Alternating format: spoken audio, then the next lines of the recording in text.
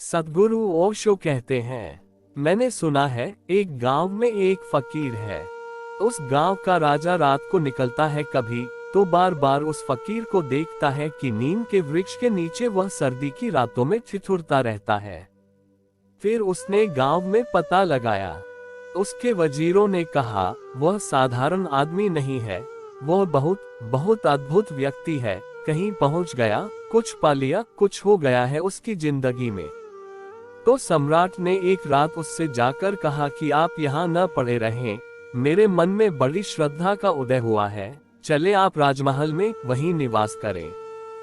राजा ने सोचा, शायद न भी सोचा हो, लेकिन अचेतन में कहीं छाया रही होगी कि सन्यासी तो फौरन कहेगा, राजमहल मैं नहीं जा सकता हूँ, हम फकीर हैं, हम झोपड़ों में सड़क के किनारे पड़े रहते हैं, राजमहल हमारे लिए नहीं है। लेकिन सम्राट यह कह ही रहा था कि तभी वह फकीर उचका और राजा के घोड़े पर सवार हो गया और उसने कहा, चलिए किस तरफ चलें? राजा को बड़ी मुश्किल हो गई, श्रद्धा एकदम समाप्त हो गई। उसने कहा कि मैंने कहा भी नहीं और यह आदमी राजी हो गया। यह कैसा सन्यासी है, लेकिन अपने ही शब्द वापस लेने में भी तो देर लग जाती है। अब एकदम से कैसे शब्द वापस ले ले? मन तो वहीं खट्टा हो गया, क्योंकि भोगी जो है वे सिर्फ त्यागियों को पूज सकते हैं। भोगियों की पूजा ने ही त्यागियों को पैदा किया हुआ है। राजा बहुत मुश्किल में पड़ गया, लेकिन निमंत्रण दिया था तो फकीर को घर ले गया। अच्छे से अच्छा महल था, फकीर को ठहरा दिया। लेकिन श्रद्धा चली गई, क्योंकि श्रद्धा भोगी की त्यागी में हो सकती है। और धीरे धीरे श्रद्धा मिटती गई, क्योंकि जो भी खाने को कहा उसने खाना ले लिया, जहां भी सोने को कहा वह सो गया, मखमली गद्दे थे तो स्वीकार कर लिए। तब तो राजा ने कहा, बात सब खराब हो गई, मैं बड़ी गलती में पड़ गया, मैं किस तरह के आदमी को ले आया। 6 महीने बाद राजा ने एक दिन जाकर उस फकीर को कहा कि एक सवाल मेरे मन में उठा है, पूछ लूं? वह सवाल यह है कि मुझ में और आप में अब फर्क क्या है? उस सन्यासी ने कहा, तुम 6 महीने बाद पूछ रहे हो? सवाल तो उसी रात उठ गया था। उसने कहा, क्या मतलब? सन्यासी ने कहा, जब मैं घोड़े पर सवार हुआ था तभी सवाल उठ गया था। लेकिन बड़े कमजोर आदमी हो, पूछने में भी 6 महीने लगा दिए। फिर राजा ने कहा, अब आज तो बता दे कि अब मुझ में और आप में फर्क क्या है? फकीर ने कहा, सच में ही फर्क जानना है तो चलो उसी जगह चले जहां से यह सवाल उठा था, वहीं जवाब दे दूंगा। वे गए गांव के बाहर उस झाड़ के नीचे, फिर वे चलते ही गए। राजा ने कहा, वह झाड़ भी निकल गया, अब आप जवाब दे दें। उस फकीर ने कहा, थोड़े और आगे, थोड़े और आगे।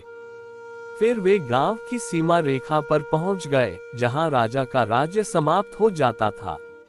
नदी थी, फकीर ने कहा, नदी भी पार कर ले। उस राजा ने कहा, लेकिन मतलब क्या है?